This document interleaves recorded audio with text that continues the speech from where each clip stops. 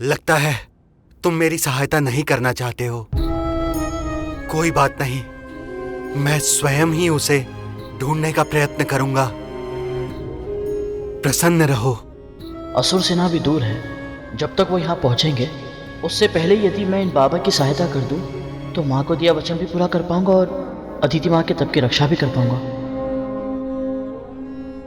ठहरिए बाबा।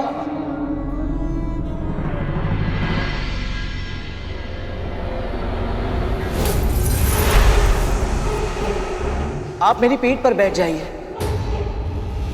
यदि हम दोनों मिलकर ढूंढेंगे तो वो बारासिंगा शीघ्र ही मिल जाएगा। मैं तो सोच रहा था इसके यहाँ से जाते ही रेखा पार कर जाऊंगा, पर इसने तो फंसा दिया।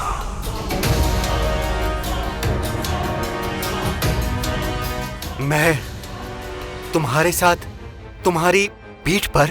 क्यों, कोई समस्या है बाबा? नहीं नहीं, समस्या कैसी। चलो पुत्र।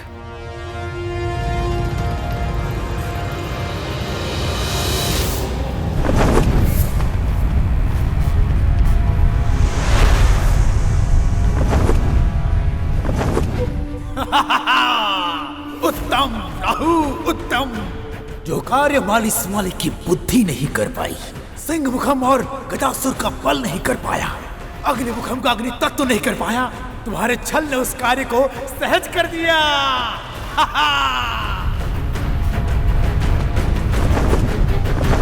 वो रहा बारासिंगा, उधर भागा जा रहा है गहन वृक्षों के बीच में। तीव्र गति से उड़ो पुत्र। असुरो, यही अवसर है, जाओ अपना लक्ष्य प्राप्त करो, शीघ्र आगे बढ़ाओ। वो रहा।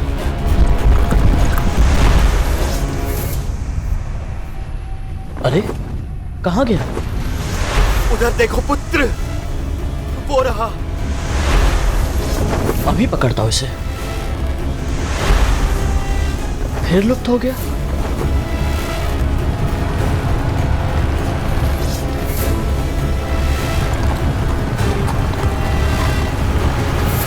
गति बढ़ाओ असुरो, विजय हमारी ही होगी।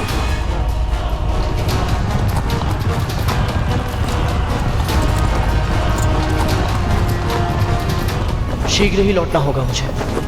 असुर कहीं अदिति माँ तक ना पहुंच जाए। ये मूर्ख पक्षी मेरे जाल में फंस गया। अब इसे तब तक भटकाऊंगा जब तक असुर सेनापति वज्रांग देव माता तक पहुंच नहीं जाते। वो रहा बारासिंगा, दूर भागा जा रहा है। गति बढ़ाओ पुत्र, तीव्र और तीव्र। कुछ विचित्र लग रहा है। मुझे इतनी उत्तम दृष्टि के बाद भी बारासिंगा दिखाई नहीं देता और इन बाबा को हर बार दिख जाता है। माँ यहाँ होती तो कोई ना कोई उपाय अवश्य सुझाती, पर जो मुझे दिखाई भी नहीं दे रहा उसे कैसे ढूंढूं मैं?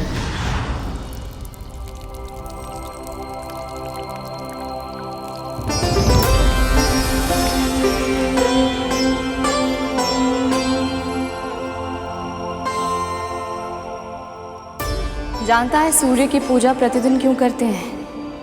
क्योंकि ये प्रत्यक्ष देवता है। इनके बिना संसार का परिचालन असंभव है।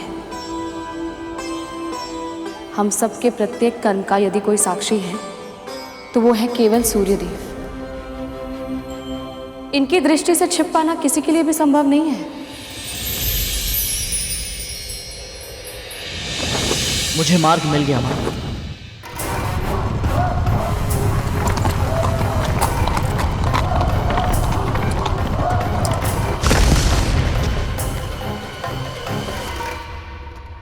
रुक क्यों गए पुत्र? हमें बारासिंगा को ढूंढना है। चिंता मत कीजिए बाबा, मैं आपकी सहायता ही कर रहा हूं।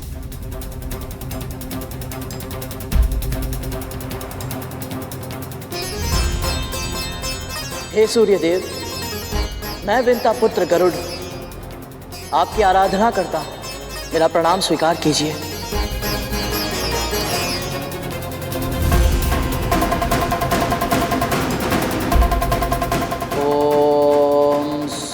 देवाय नमः। सूर्य का आह्वान क्यों कर रहा है ये? देवाय नमः। ओम सूर्य देवाय नमः। ओम सूर्य देवाय नमः। ओम सूर्य देवाय नमः।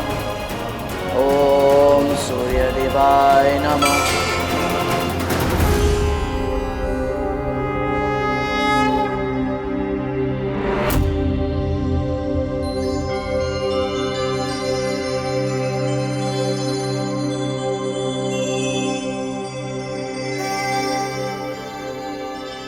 अरुण भैया, अपने छोटे भाई का प्रणाम स्वीकार कीजिए।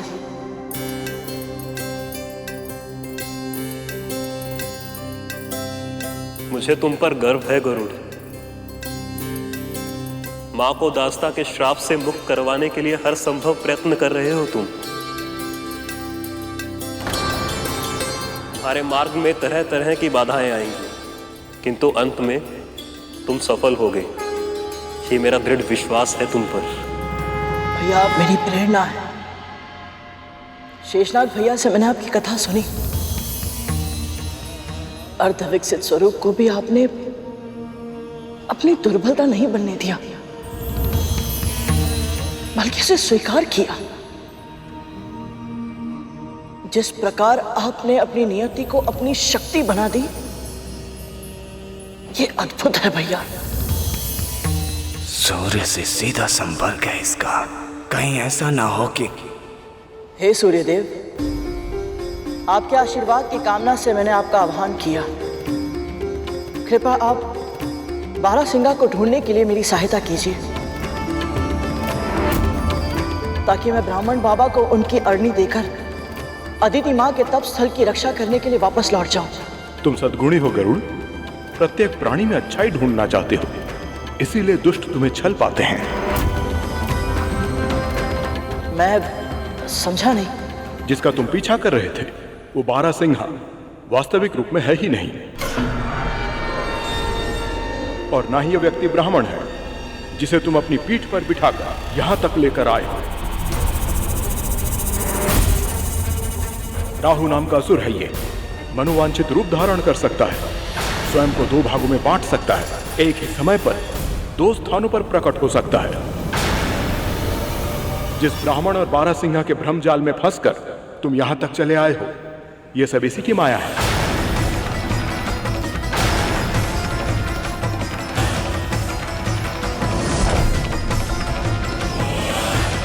हाँ, असुर हूं मैं और छल विद्या है मेरी,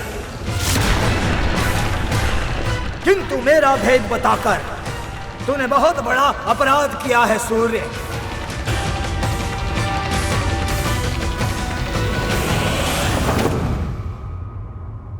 अवसर मिला तो तुझे जीवित ही निगल जाऊंगा मैं। हाँ,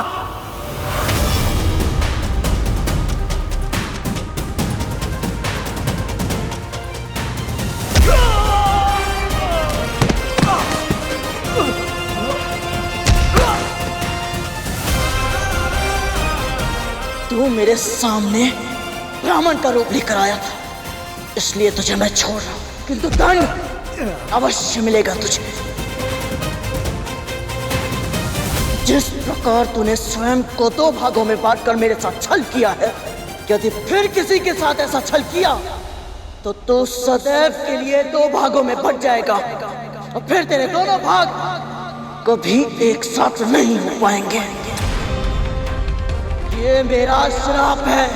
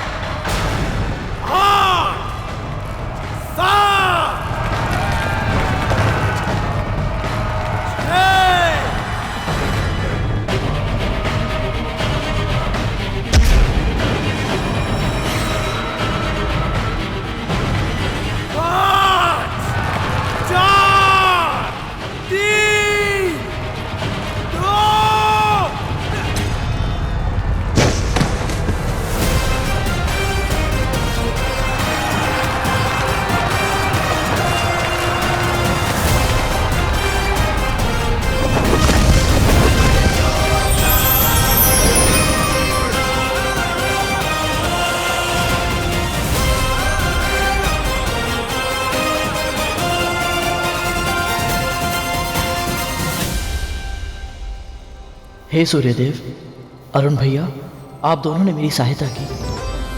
आपके ही कारण मैं अदिति माँ की तपोभूमि की रक्षा कर पाया और माँ को दिया वचन भी निभा पाया। आप दोनों का बहुत बहुत आभार।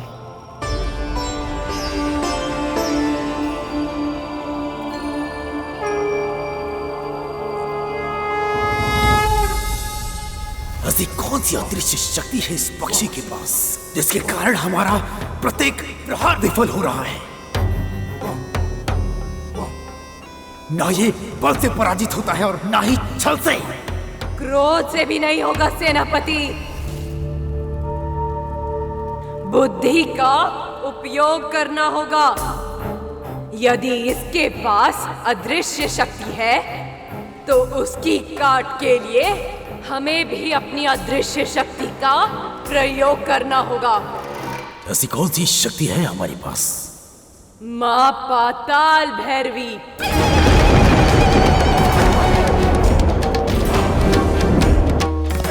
स्मरण कीजिए सेनापति, घनघोर तपस्या के कारण आपको वरदान मिला था। जब भी आपको आवश्यकता होगी देवी माँ आपकी सहायता के लिए अवश्य आएंगी। उत्तम सिंहिका, सही समय पर सही उपाय सुझाया है तुमने।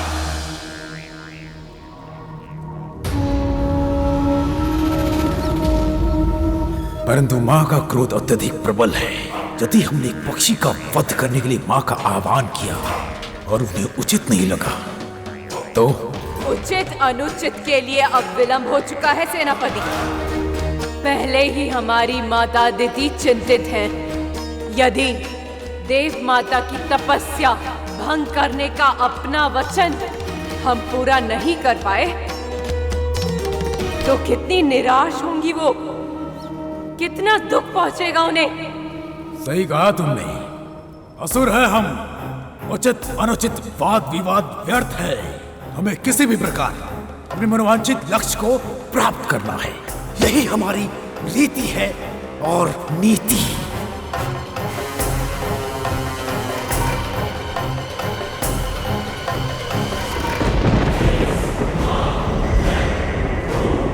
ओम पाताल भैरवे नमः। ओम पाताल भैरवे नमः। ओम पाताल भैरवे नमः। ओम पाताल भैरवे नमः। ओम पाताल भैरवे नमः। शस्त्रं ज्योति भैरवी प्रकटी। शस्त्रं ज्योति भैरवी प्रकटी। शस्त्रं ज्योति भैरवी प्रकटी।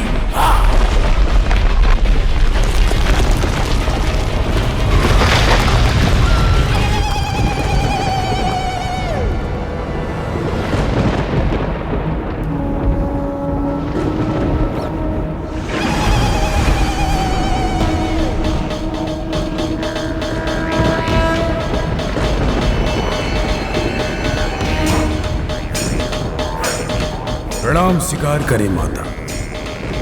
बिना विधि विधान के अचानक मेरा आह्वान क्यों किया है तूने? शीघ्र कारण बता, अन्यथा अपने विनाश के लिए तैयार हो जा।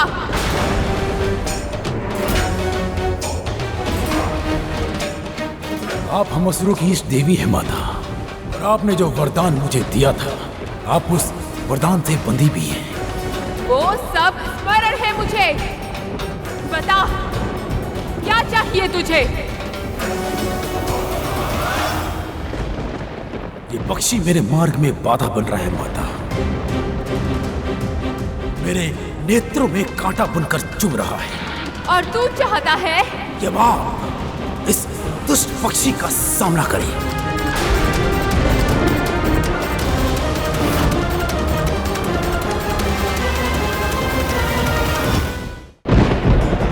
उस पक्षी ने कोई अपराध नहीं किया, फिर भी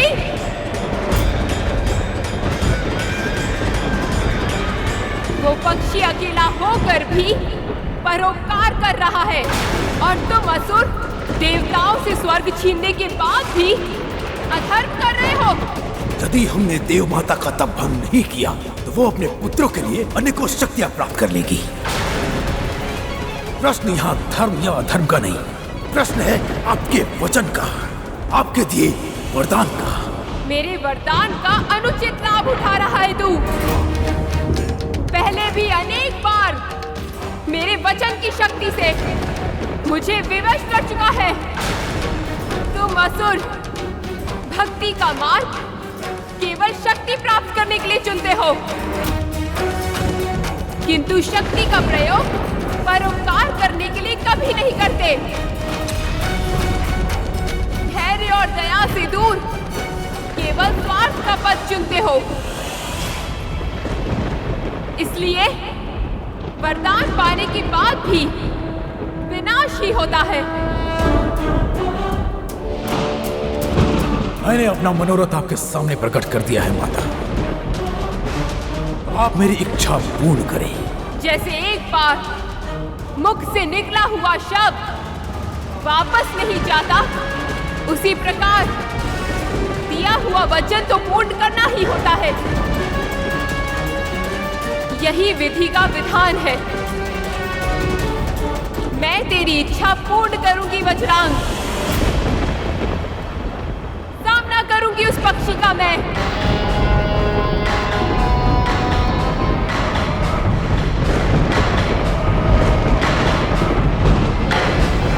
तुम्हारा सुझाया उपाय अवश्य कार्य करेगा सैनिका। जब स्वयं पाताल भैरवी उसका सामना करेगी, अब उस दुष्ट की मृत्यु निश्चित है।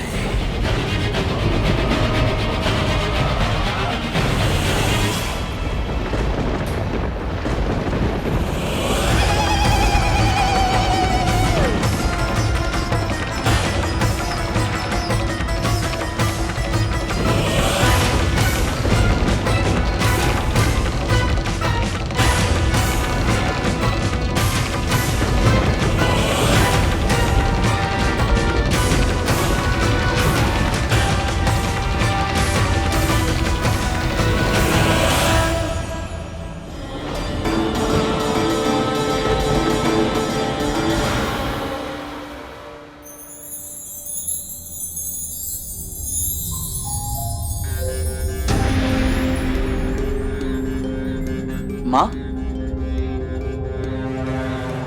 देवी माँ का रूप इतना रौद्र क्यों है? क्या वो बहुत क्रोध वाली है?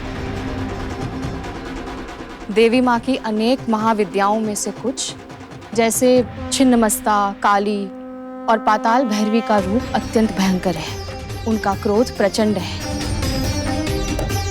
फिर भी वो बिल्कुल इस नारियल की तरह है, बाहर से कठोर पर भीतर से कोमल।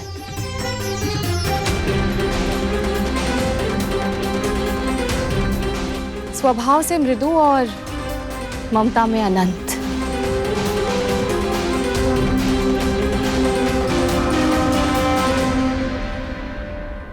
माँ के इस रूप से पापियों के हृदय में भय उत्पन्न होता है और उनके सच्चे भक्तों को यह आश्वासन मिलता है कि जब तक माँ का आशीर्वाद उनके साथ है, कोई बुराई उनका अहित नहीं कर पाएगी।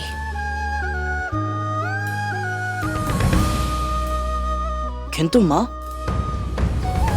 देवी माँ ने भगवान शिव के ऊपर पांव क्यों रखा है?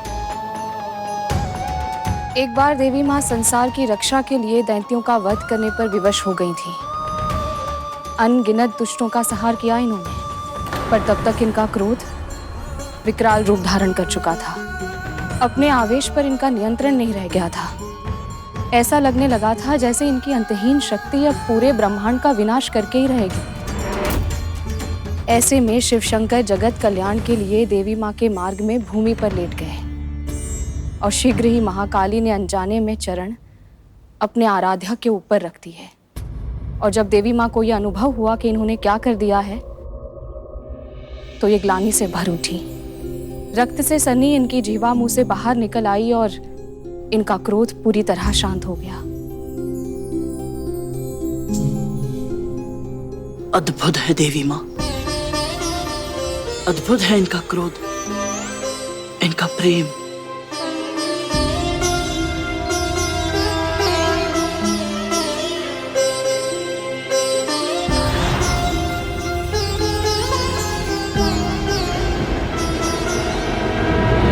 प्रणाम देवी माँ। देख क्या रहा है? प्रहार कर मुझ पे। आपका प्रत्येक आदेश मुझे स्वीकार है माँ, किंतु मैं आपसे युद्ध नहीं कर सकता। इसी क्षण उठ जा यहाँ से, अन्यथा अपनी मृत्यु का उत्तरदायी तू स्वयं होगा। आपके हाथों से मृत्यु मिले, इससे बड़ा सौभाग्य और क्या हो सकता है मेरे लिए। तो फिर यही सही।